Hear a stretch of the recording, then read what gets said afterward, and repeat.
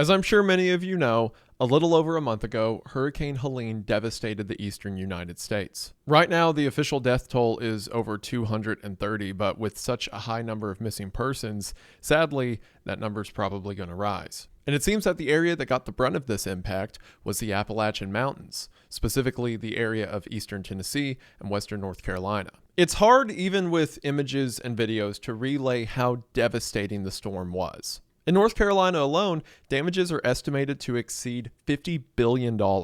And while right now there's a lot of people working to get state-funded systems back online, things like roadways and water systems, there's a lot of people who lost their homes and property that they may never get back. I have a lot of friends in North Carolina who live right in the epicenter of the damages, and about a week after the storm, I went to help where I could. And I, as well as my friends, became heartbroken by the level of devastation we saw. There are entire communities that are now completely cut off from any major roadways. There were entire houses that were picked up by floodwaters and thrown to a riverbed. And especially because so many of the people in the region didn't have flood insurance. I mean, who buys flood insurance when your house is at 2,500 feet of elevation? Because so many didn't have insurance, they now no longer have a house, some don't have a car, some don't have anything, but they have to continue to make payments on it. And they're completely destitute with no way to even get to work if their work still exists. In the initial days following the storm, things like food and water and gasoline were priority. But now we've kind of moved past that stage, and now we have to figure out where to go from here. We saw all of this damage around us and said there had to be something we could do. I mean, what's the point of, a platform this big if I can't use it, right? So this is that something. And I would like to introduce you to the Appalachian Rebuild Project. Myself, as well as several of the people in the area, have put together the Appalachian Rebuild Project, or ARP as we're calling it, a nonprofit organization in order to receive funding and make sure it's used quickly and effectively in places that it's needed. Now, a few things I want to make clear.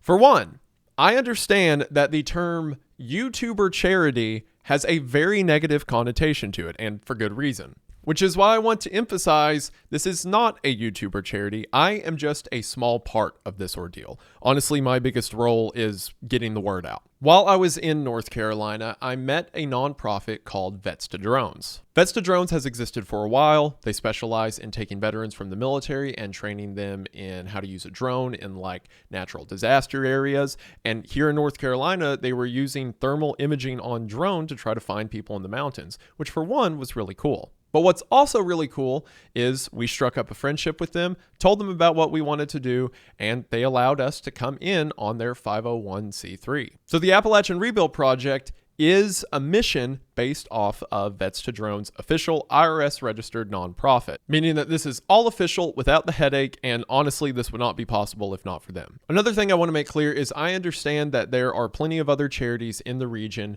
doing just as good of work as we are. We are not starting this to say that we are superior or that we are the best option when it comes to this kind of thing. We're just simply doing it because we know people who need help. $1 sent to any location that needs aid is $1 well sent. But we see our neighbor in need, and this is a way of getting our neighbor the help they need. One of the reasons we decided to start our own project rather than just partnering with an organization that already exists isn't because we think they're illegitimate. It's just because the level of needs we're seeing are so diverse. We'll go to one house and see that a bridge has been washed out by the storm, so now the elderly couple that lives in the house can't get to the road. Then we'll go to the next house down the street and see that they had a tree fly through the wall, and now they can't keep any hot air inside of the house, and because we're getting into the winter, they don't know how they're going to keep their kids warm. If we just specialized in rebuilding driveways or just specialized in patching holes in walls, that would be great, but then there'd have to be so many people we were forced to look over. And a lot of nonprofits can't do everything because they don't have people on the ground in order to oversee every different need, but thankfully we do. Aside from myself and Chris, the person from Vets to Drones, who again allowed us to do this whole thing, every member of the board lives in Avery, Mitchell, or Yancey County, right in the middle of the affected area. So all of us are on the ground and can see what needs need to be met. The Appalachian Rebuild Project has some social media accounts. Facebook, YouTube, Twitter, Instagram that are being ran by Sophia, a friend of mine who is also a fellow board member at the ARP. And on those social media accounts, she's been giving updates as to how the rebuild project is going. Not only does that allow us to be specific in our giving, but it also does two other things. For one, it makes sure there's accountability on our behalf to show you exactly what we're doing with your money, but it's also proof of purchase on your behalf because you get to see exactly where your money goes. If money is donated and then a week later you see we're repairing a roof, then you get to see exactly where your money went. And also, because so many of us are on the ground, we're able to put the money exactly where it'll have the most impact. For example, say we need to buy gravel or lumber to rebuild something. Rather than outsourcing that, we are going to, within possibility, buy it from someone in the region. So the money works twice.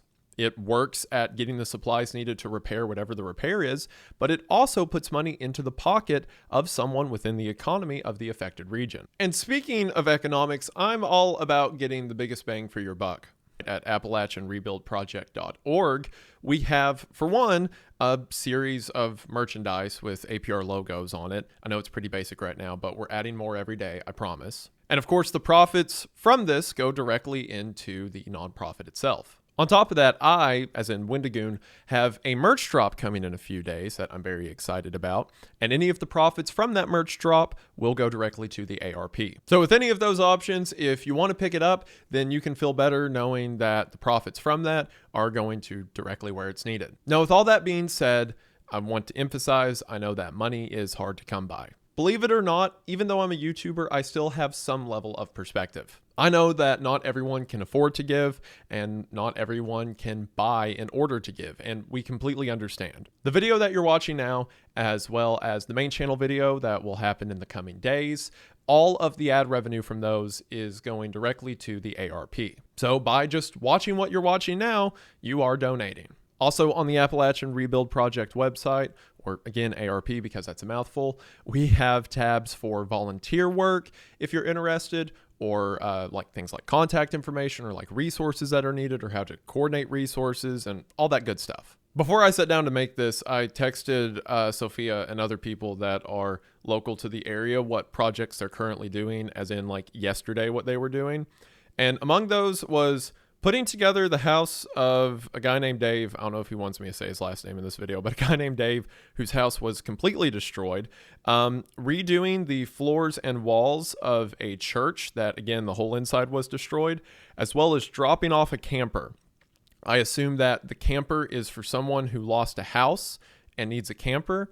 That or we're just hoarding up campers now. Jokes aside, there is a lot of different needs that need to be met in the region. And there's a lot of people I know who have been going broke trying to do it. So hopefully this is a way of alleviating the burden off of them. And above all else, in whatever capacity you decide to be a part of this, even if it's just watching this video, even if it's just sharing this so other people see it, in whatever way, thank you. It's scary and it can be terrifying when home gets hit as hard as it did, especially when you have so many friends who you care about who are in the affected area. But I can say in the days following this, I saw a determination from local people that I didn't know was possible. I saw people who lost their house, their business, everything they had, who were breaking their backs with everyone else to clear out roads or to drop off food and water to families who needed it.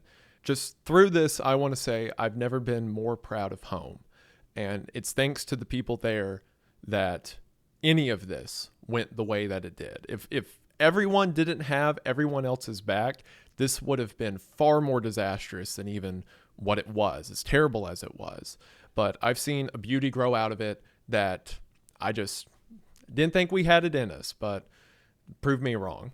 And I don't know how much this Appalachian Rebuild Project's going to raise. I don't know how many people were allowed to help. I can't even give you, I mean, you heard the description of like what the needs were being met yesterday was.